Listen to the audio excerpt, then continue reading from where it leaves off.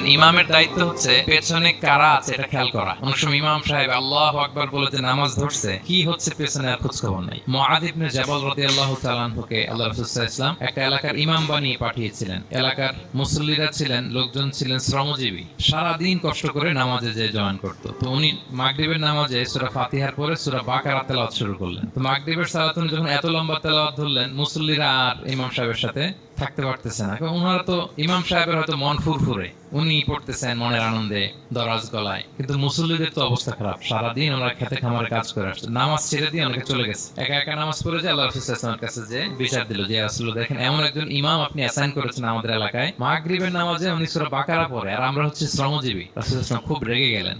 মুআয ইবনে জাবালকে ডেকে বললেন, তুমি কি সমাজে ফিতনা ছড়াচ্ছ? তুমি জানো না এরা কারা? তোমার কি সূরা ওয়াদ-দুহা ওয়াল-লাইলি ইযা সাজা মুখস্থ নাই? তোমার কি ওয়াশ-শামসি ওয়া দুহাহা এটা মুখস্থ নাই? তোমার কি সাব্বিহ ইসমা রাব্বিকাল আ'লা এই সূরাগুলো